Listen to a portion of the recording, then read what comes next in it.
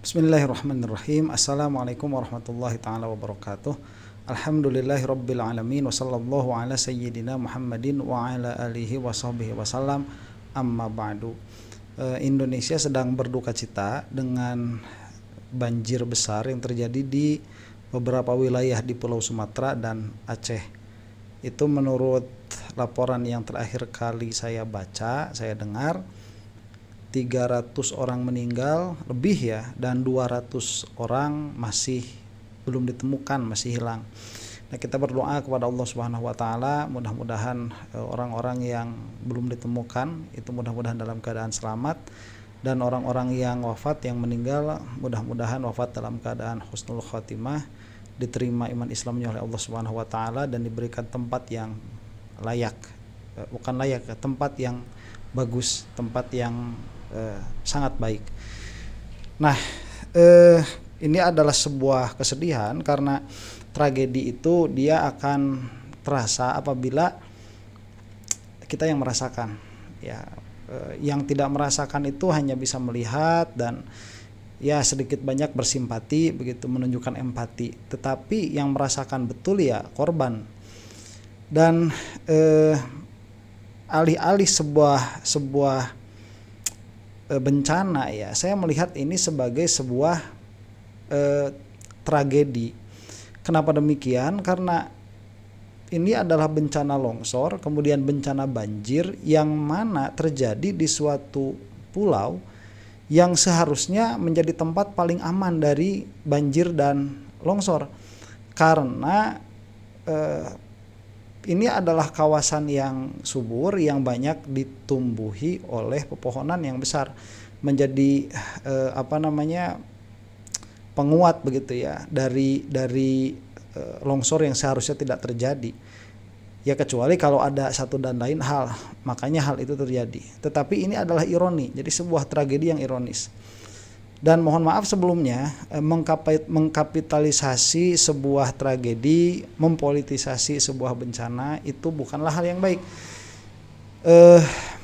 Namun ya ini sudah liar. Ya pada akhirnya ya yang seharusnya mendapatkan atau menanggung tanggung jawab itu tidak mengambil tanggung jawabnya, begitu. Bahkan secara moral pun tidak. Yang mana ini sebelum kita berbicara apa yang akan kita bicarakan ya, bukan suatu kebetulan dalam pengertian ini adalah suatu penampakan ya, izhar, menampakkan sesuatu yang tadinya tersembunyi, yang sangat menyedihkan karena terbawa oleh air yang mengalir itu, terbawa oleh banjir itu, ribuan batang pohon yang sudah tidak ada rantingnya yang terlihat rapi terpotong. Dan wakil dari Menteri Kehutanan itu mengatakan bahwa itu bukanlah pembalakan liar. Nah, inilah yang bagi saya menjadi tragedi, yang mana seharusnya jangan begitu dulu, begitu ya. Jadi pemerintah itu,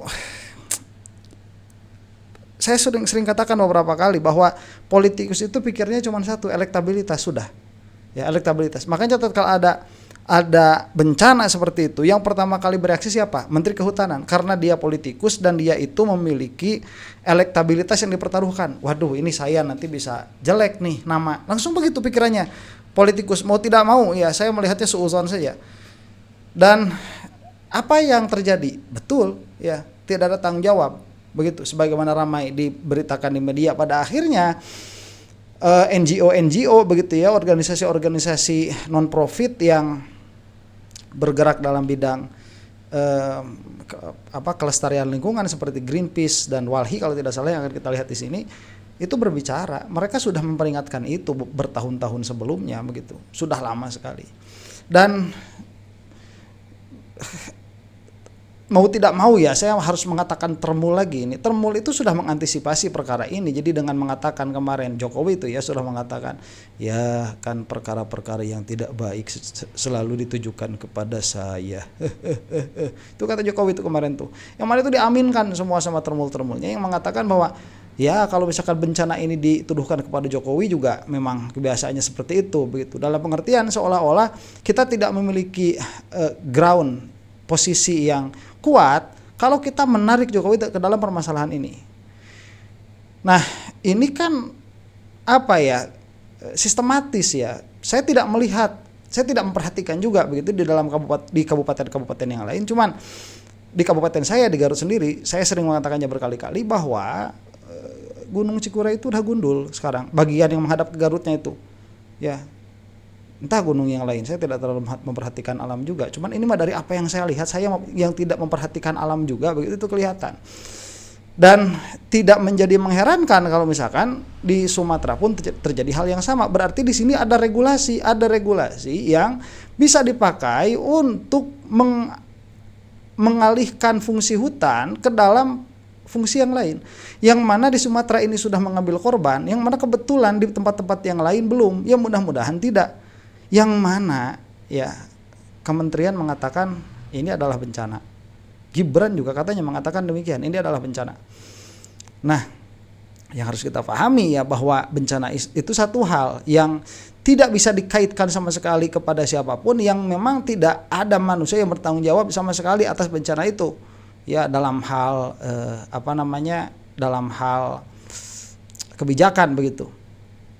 Ada yang seperti itu bencana. Seperti apa? Misalkan bencana tsunami ya yang terjadi di Aceh. Mana ada menyalahkan politikus, nggak ada. Ya pertambangan mana yang kita salahkan? Waktu tsunami terjadi tidak ada, karena itu memang betul-betul bencana yang tidak ditimbulkan oleh kesewenangan dari orang-orang yang memiliki peraturan. Berbeda halnya dengan bencana yang ada sekarang. Ini kita akan saksikan dulu ya. Saya sudah melihat ada video di Facebook itu bagus sekali videonya. Yang kaget saya pertama kali melihat banyaknya gelondongan kayu itu ya. Saya kaget tuh sampai seperti ini begitu. Itu kalau nggak ada banjir nggak bakalan ketahuan. Kalau itu nggak ketahuan, Menteri Kehutanan nggak bakalan ngomong. Kalau Menteri Kehutanan nggak ngomong, NGO yang ada di pelestarian lingkungan itu nggak bakalan muncul ke permukaan begitu. Ini sudah saatnya, sudah waktunya. Untuk saya mah begini, siapa yang salah nanti, misalkan Prabowo atau Jokowi, urusan kalau itu nanti akan bisa kita lihat. Cuman agak susah menyalahkan Prabowo yang baru 1,5 tahun menjadi pemimpin, itu agak susah. Entah ke belakangnya termasuk SBY kesananya dan sebagainya, saya tidak tahu ya. Kita akan saksikan dulu nih. Masih bersama saya Tata Nova Siliana, saudara, di Breaking News Kompas TV. Dan saudara, untuk membahas lebih lengkap lagi terkait banjir longsor di Aceh, Sumatera Utara dan juga Sumatera Barat, kami sudah terhubung dengan Direktur Walhi Sumatera Utara, ada Mas Rianda Purba. Mas Rianda, selamat siang. Ya, selamat siang, Mbak. Mas Rianda, banjir sudah terjadi, longsor di mana-mana. Dari Walhi sendiri melihat apa yang bisa dilihat dari kejadian ini yang terjadi di hampir seluruh wilayah Pulau Sumatera?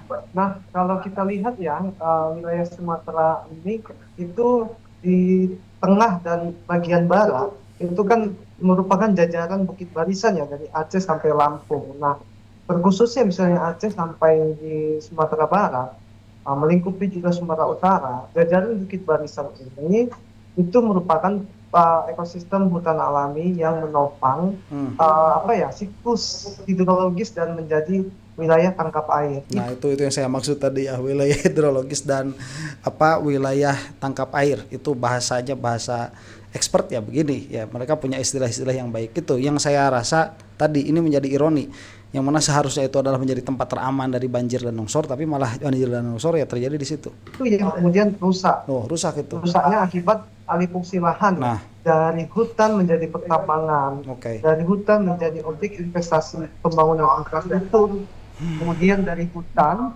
kemudian menjadi perkebunan kelapa sawit. Itu di lereng-lereng bukit dan di wilayah-wilayah das ya, daerah aliran sungai, Pak. Oke, sebentar ya. Dan ini saya tidak berlebihan, dan sekalian saja saya omongin begitu ya. Regulasi di dalam penggunaan lahan sesuai dengan peruntukannya itu lemah sekali ya. 10 tahun terakhir. Saya mau nyalahin siapa? Oke lah, kita nggak usah nyebut Jokowi begitu ya, kita nggak usah nyebut itu. 10 tahun terakhir Demikian, ini tempat saya, daerah saya, ini adalah sentra sawah, penghasil beras, salah satu penghasil beras terbaik. Sekarang ya, orang-orang hampir kesulitan mendapatkan gabah. Kenapa? Karena sawahnya sudah menjadi perumahan. Yang mana padahal sawah-sawah itu dia yang produktif, tidak boleh dipakai perumahan di situ. Tetapi keluar perizinan. Ya, oke, kita mau salahkan siapa di situ? Mau salahkan siapa? Sekali lagi, pemimpin yang tertinggi itu yang harus melihat, harus cermat permasalahan-permasalahan seperti ini. Karena efek rusaknya itu jauh, ya. Efek rusaknya nggak kerasa sekarang. Itu bisa 10-20 tahun kemudian. Ini pun mungkin yang terjadi sekarang, ya, dengan segala penyesalan dan dengan segala kerendahan hati. Saya tidak mencoba untuk menyakiti siapapun begitu ya. Tidak mencoba untuk menyakiti hati siapapun yang sedang berduka. Dengan segala kerendahan hati, ini bisa jadi karena kebijakan yang terjadi 5-10 tahun yang lalu. Yang mana inilah hasilnya begitu. Baik, kalau dari perspektif Walhi sendiri, Mas Riyanda, bagaimana melihat ini, apakah ini bencana ekologis yang kemudian dipicu oleh ulah manusia mungkin, atau khususnya karena deforestasi dan pembalakan liar? Itu menyelingkupi semuanya, Mbak. Karena ini kita katakan bencana ekologis karena pemicu besarnya adalah campur tangan manusia dan aktivitas industri ekstraktif ya yang telah merusak hutan tersebut. Nah, itu adalah mempercepat laju saat hujan turun deras. Nah, jadi air itu tidak ada lagi wilayah tampungannya hutan karena sudah rusak, jadi langsung mengalir ke wilayah hilir yang merupakan bahkan pemukiman warga itu turut kena gitu. Coba sebentar ya, ini coba lihat tuh, itu kayu semua kalau nggak salah. Ini yang ini kayu semua ya, kalau nggak salah sih. Ini resolusinya kurang bagus ya, kurang tajam. Bahkan turut berduka kita ada yang bahkan sampai meninggal dan sampai sekarang masih menghilang. Semoga segera ditemukan. Ya, amin. Nah, ini tentunya alih fungsi lahan, deforestasi itu adalah pemicu utamanya yang mempercepat memperbesar dampak dari banjir dan longsor ini. Oke. Baik, Mas Riyanda, pemerintah juga sering menyebut kalau banjir ini sebagai bencana alam yang biasa terjadi karena curah hujan yang ekstrim begitu. Walhi sendiri membantah narasi tersebut dengan data dan fakta di lapangan seperti apa? Nah, oke, sebentar, itu yang saya katakan ini adalah bencana. Seolah-olah pemerintah itu apa ya? Kalau nih ya, lucunya orang-orang Jokowi itu, si Jokowi itu ngomong di Bloomberg segitu aja dibangga-banggakan, padahal cuma ngomong ya. Orang-orang yang biasa debat bahasa Inggris, yang biasa lomba bahasa Inggris itu jelek kok apa yang dilakukan oleh Jokowi kemarin itu. Tapi itu seperti diglorifikasi sedemikian rupa ya. Gibran ngomong bahasa Inggris sampai manyun-manyun begitu, itu diglorifikasi. Tapi perkara-perkara seperti ini tidak mau mengambil tanggung jawab. Ya, tidak mau mengambil tanggung jawab. Setidaknya ada yang step up. Kalau di luar negeri itu akan jelas sekali ini siapa yang patut dipersalahkan begitu. Kenapa? Permasalahannya kita ini negara hukum begitu. Jadi nggak begini ya. Indonesia itu bukan negara Islam, Indonesia itu, dan itu amat disayangkan ya, amat disayangkan. Bukan berarti kita tidak bisa menjadi negara Islam, ya bisa lewat DPR, cuman mau kapan begitu. Bukan dalam permasalahan seperti itu. Saya berkata seperti ini, bahwa kita harus belajar profesional. Sebagai seorang muslim pun kita harus belajar profesional bahwa kita ini negara hukum begitu. Tatkala negara ini adalah negara hukum dan kemudian ada bencana, gak bisa langsung menyalahkan, oh ini adalah bencana alam gitu, kita sabar saja, ini adalah ujian dari Tuhan. Gak bisa, ini bukan negara Islam kok begitu. Maka pola pikirnya harus pola pikir kepastian hukum. Di situ pola pikirnya. Jadi tatkala ada suatu kejadian di Indonesia ini, misalkan seperti banjir ini, dengan segala kerendahan hati saya mengatakan, ini harusnya pemerintah mengambil sikap begitu. Tidak mengatakan oh ini adalah bencana alam. Iya, bencana alam. Kalau ini negara Islam gampang. Kita cuma bilang ini adalah bencana yang sudah ditakdirkan oleh Allah Subhanahu wa taala dan kita sebagai seorang muslim hanya bisa untuk bersabar. Iya, kalaupun mau itu omongannya omongan ustadz tuh. Ya, orang-orang yang wafatnya ini insya Allah syahid, kemudian yang menghilang insya Allah mudah-mudahan kita doakan mudah-mudahan mereka selamat, kemudian yang ditinggalkan insya Allah nanti akan dijemput oleh mereka-mereka yang syahid di akhirat. Itu apa tugasnya ustadz ngomong kayak gitu mah? Bukan tugasnya pemerintah. Pemerintah itu ambil sikap, ambil tanggung jawab. Kenapa ini kok bisa terjadi seperti ini? Makanya memalukan nanti kalau misalkan NGO ini seperti Walhi ini yang pada akhirnya mengatakan data-data yang menampar muka pemerintah itu sendiri begitu. Ya, pemerintah siapa yang dimaksud? Kalau saya mah tetap ini adalah permasalahan 10 tahun dipimpin Jokowi itu kalau saya. Ya. Nah, gimana? Sekarang begini, coba lihat izin-izin yang dipakai oleh siapa namanya? Oleh para, katakanlah dulu ya, para penebang hutan sekarang. Izin dari siapa itu? Kemudian lahan-lahan yang dipakai, yang dialihfungsikan itu lahan atas peraturan dikeluarkan oleh siapa? Pada masa siapa? Ya pada masa Jokowi. Masa kita harus mengetahui tiap-tiap bupatinya siapa, tiap-tiap camatnya siapa, terus kemudian kita salahkan itu satu-satu? Ya enggak, makanya kenapa ada presiden, supaya ada satu orang yang bisa kita pintai pertanggungjawabannya. Dan salah satu bupati di Sumatera ini sudah mengatakan juga ini bukan permasalahan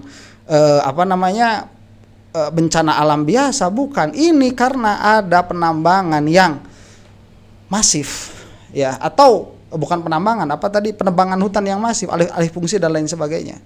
Ya kan kita dengar nih dari Walhi bagaimana pembicaraannya. Tentu itu kita bantah, Mbak, karena itu dipercepat juga. Karena gini, banyak kita lihat di sepanjang Bukit Barisan, khusus di Sumatera Utara. Yang paling parah itu di Tapanuli Tengah, Kota Sibolga, dan Tapanuli Selatan. Di situ itu banyak proyek strategis nasional dan investasi skala besar nasional. Bahkan itu beberapa wilayah di ekosistem Batang Toru atau Harangan Tapanuli yang jadi juga habitatnya orang hutan Tapanuli ya, yang statusnya endanger. Itu dijadikan objek besar investasi. Tuh sekarang tinggal telusuri saja siapa yang memberikan kewenangan itu, undang-undangnya di bawah siapa. Kalau misalkan Prabowo yang mengeluarkan itu, ya pinta pertanggungjawabannya dari Prabowo. Kalau Jokowi, ya pinta pertanggungjawabannya dari Jokowi. Kalau SBY yang mengeluarkannya, ya pinta pertanggungjawabannya kepada SBY, begitu. Ya bagaimana setidaknya secara moral, kalau memang tidak ada pelanggaran hukum di situ, pinta dong, ya. Jadi kalau misalkan nanti kalau ini dikatakan dari Jokowi ini 10 tahun terakhir misalkan, berarti Jokowi itu mereka akan si Jokowi bakal bilang lagi kayak gitu. Ya, yang jelek-jelekan semuanya ditimpakan ke saya. Bakal gitu lagi si Jokowi. Enggak, memang orang itu enggak punya jiwa negarawan sama sekali kok. Jadi sebutnya raja sih, yang pentingnya keluarganya aja. Aduh, Masya Allah. Nah, bahkan kawasan-kawasan yang masih hutan alami secara status hukumnya itu banyak sudah bukan hutan juga. Ini yang kemudian memarakkan praktek-praktek pembukaan hutan tersebut dijadikan objek investasi. Baik. Dan juga kalau misalnya kita lihat ketika ada banjir bandang di Deli Serdang, kemudian di Karo, di Tanah Datar, dan daerah-daerah lainnya itu terlihat ada batang kayu gelondongan begitu, Mas Riyanda. Apakah ini menjadi bukti nyata kalau misalnya pembalakan liar dalam skala besar itu masih berlangsung begitu? Masif dan terstruktur dan terorganisir, Mbak. Nampak kan dari potongan-potongan kayu yang hanyut tersebut itu merupakan bekas potongan yang dicoba lihat yang potongan-potongan kayunya nih. Ya putih-putih kayak gini. Itu di Facebook tuh ada yang udah ngitung. Kalau dia itu baru ditebang bagaimana, kalau sudah lama ditebang bagaimana. Ini sudah lama ditebang, dibiarkan begitu, sedang dalam proses logistik, sedang dipindahkan mungkin ya keburu terjadi bencana seperti ini, terbawalah ke tempat yang terbuka seperti ini. Jadi kita kelihatan, oh begini ya kerjaannya pemerintah itu. Kayu besar, kayu kecil itu potongan-potongan yang dibuat manusia, bukan dari pohon yang karena longsor. Tentunya kalau yang pohon-pohon yang bersih-bersih seperti longsor, ini itu masih ada akar dan ranting-rantingnya. Ini kan jelas dan dalam skala besar. Nah, ini yang kemudian membuat kita dapat melihat bahwa ini aktivitas yang sangat-sangat masif terorganisir ya, Pak. Ya. Ya kalau seperti ini memang kelihatannya ya alami begitu ya, natural. Cuman ya harus diinvestigasi ya, meskipun sudah nampak sama muka kita begitu ya. Sekali lagi ini adalah negara hukum yang mana harus ada yang bertanggung jawab. Baik, lalu juga bagaimana seberapa luas tutupan hutan primer yang hilang di Sumatera Barat dan juga di Aceh selama dalam 5-10 tahun terakhir menurut data dari Walhi atau Mitra? Bagaimana korelasinya dengan langsungnya dengan intensitas banjir ini, Mas? Dalam 10 tahun terakhir, Mbak. Terima kasih. Kalau dalam 10 tahun terakhir ya, Sumatera Utara itu hampir lebih dari 60.000 hektar itu hutan sudah rusak, Mbak, dalam waktu 10 tahun terakhir.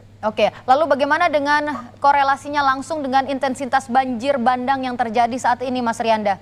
Nah, korelasinya adalah, jadi gini, Mbak, kan Kalau hampir setiap tahun di Sumatera Utara itu selalu terjadi banjir ya. Misalnya khususnya wilayah Medan, sekitaran Danau Toba hingga wilayah Tapanuli bagian selatan. Nah, ini kan di wilayah kaki-kaki Bukit Barisan. Nah, intensitas dari hampir setiap tahunnya selalu ada korban jiwa Ya. dan bahkan itu semakin Nah, tinggi. itu kan indikasi sebetulnya ya, kalau semakin tahun semakin tinggi berarti indikasi ada yang salah begitu. Karena apakah curah hujannya tetap atau semakin tinggi? Kalau misalkan di situ permasalahannya ya, yang memang secara natural memang hutan-hutan ini sudah tidak bisa menampung, ya oke, selesai berarti permasalahannya. Tetapi apabila intensitas yang semakin tinggi ini, korban jiwa yang semakin besar, kemudian intensitas curah hujan tetap demikian, tetapi banjir yang dirasakan oleh masyarakat juga semakin meluas, ini ada permasalahan di dalam hutannya. Nah, hutannya siapa yang mau nebang, masa orang hutan? Kan Angka korban dan genangan air banjir tersebut semakin tinggi dan kemudian lama surut. Ini kan menandai akibat dari rusaknya hutan di kawasan hulunya itu kan wilayah tangkap air, Mbak. hmm, Bayangkan misalnya Medan saja itu kemarin hampir 2 hari itu tenggelam di beberapa titik gitu. Nah, di hulunya itu merupakan wilayah Taman Hutan Raya yang marak aktivitas illegal logging hmm. yang terus dibiarkan dan alih fungsi lahan. Ini juga kita soroti selalu, dan pemerintah juga dan penegak hukum itu tidak tegas dalam mengambil langkah untuk menindak pelaku perambah hutan ini. Ya, itu warna illegal logging kemarin kan, sampai Menteri Kehutanan itu difoto bareng main mahjong tuh sama pelaku illegal logging. Semua gimana kita itu? Baik, Mas Rianda, tentu nanti kita akan lanjutkan lagi perbincangan kita, namun kita harus jeda sejenak, tetap di Breaking News Kompas TV. Oke, sebelum ke situ ya. Jadi 10 tahun terakhir itu 60.000 hektar hilang. Nah, apakah itu disertai dengan penumbuhan kembali hutan begitu ya? Apa istilahnya itu? Yang menumbuhkan hutan kembali itu tuliskan di komentar ya. Apakah itu rehabilitasi ya? Apakah itu disertai dengan rehabilitasi hutannya atau tidak? Ya, bahasanya itu ya. Coba tuliskan di kolom komentar kalau saya salah. Saudara, Breaking News Kompas TV kami lanjutkan bersama saya Tata Novasiliana. Masih terkait banjir longsor di wilayah Aceh, Sumatera Utara dan juga Sumatera Barat. Dan kami akan melanjutkan kembali perbincangan dengan Direktur Walhi Sumatera Utara, ada Mas Rianda Purba. Mas Rian, kita lanjutkan tadi perbincangan kita. Tadi kita membahas tentang pembalakan liar dan lain-lain yang berdampak pada banjir dan longsor yang cukup besar ini, Mas. Lalu dari berdasarkan pantauan Walhi sendiri, di kawasan mana aja, Mas, yang di kabupaten mungkin atau di kecamatan yang menjadi hotspot begitu pembalakan liar yang kayunya kini terlihat atau terbawa banjir? Nah, kalau kita lihat ya, itu pertama itu di Langkat. Bisa lewat nggak? Kita. Maju Pak, silakan. Nah, di wilayah Langkat itu di hulunya merupakan Taman Nasional Gunung Leuser ya. Karena banjir di Besitang itu yang memutus jalan lintas nasional, Sumut Aceh kan terputus dan sangat tinggi itu banjirnya. Nah, hulunya itu merupakan Taman Nasional Gunung Leuser yang sebagian besar wilayahnya di wilayah Resort Koci Lepan, Resort Besitang itu sudah teralih fungsikan, Mbak. Oke, saya jadi penasaran, ada nggak ya dari pihak pemerintah yang bisa menjelaskan sedetail ini? Ya, yang mana saya tuh suka heran. Ini sebetulnya ya orang-orang yang kompeten yang memang betul-betul concern terhadap permasalahan itu tidak dipakai oleh pemerintah. Ya malah jadi NGO yang mana mereka itu sangat peduli tapi tidak memiliki otoritas untuk melakukan apapun. Tapi mungkin itu wajar ya kalau di negara Konoha seperti kita ini. Orang-orang yang punya kompetensi memang nggak dipakai ya. Supaya mafia-mafianya bisa ya nyembunyiin kayu-kayu seperti tadi dalam waktu yang lama. Kalau nggak ada banjir nggak bakalan ketahuan begitu. Ironi. Nah, kemudian di Kota Medan. Nah, Kota Medan itu wilayah tangkap airnya itu adalah Taman Hutan Raya Bukit Barisan yang berada di Kabupaten Karo dan Deli Serdang. Nah, ini juga aktivitas alih fungsi lahan juga masih terjadi sama.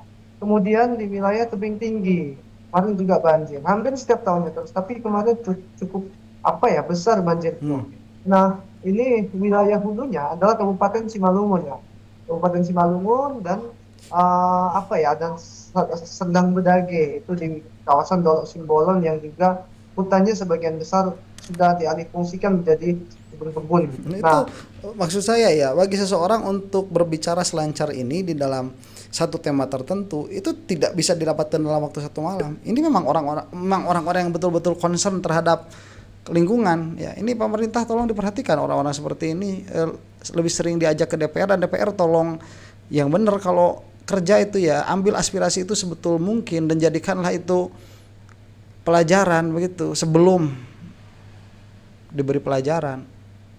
kemudian di wilayah seperti Humbang Hasundutan, Pak. Humbang Hasundutan kita tahu jelas ya. Di situ ada misalnya PT Bapak Pelestari yang HTI-nya itu sangat masif, itu apa ya, berkontribusi pada deforestasi itu, merusak lingkungan dan alam. Nah, kemudian yang juga titik spot yang terjadi hingga hari ini itu seperti di Tapanuli Tengah, Tapanuli Selatan, dan Kota Sibolga. Ini yang merupakan area terdampak yang paling parah itu. Dan terakhir di Kabupaten Madinah. Nah, Kabupaten Madinah itu merupakan hulu-hulunya adalah wilayah Taman Nasional Batangganis. Nah, tapi memang hampir setiap tahunnya juga ini sama terjadi, dan ini juga yang salah satu yang paling besar. Cuma yang patut kita sayangkan itu memang yang di Tapanuli Tengah, Selatan, dan Kota Sibolga. Nah, ini baru kali ini memang kita lihat Kota Sibolga itu rata dengan apa ya, dampak banjir.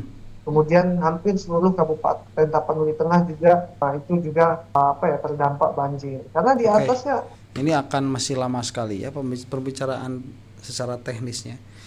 Saya berhentikan di situ saja dengan apa ya, dengan seluruh rasa hormat, tanpa mengurangi rasa hormat sedikit pun terhadap korban.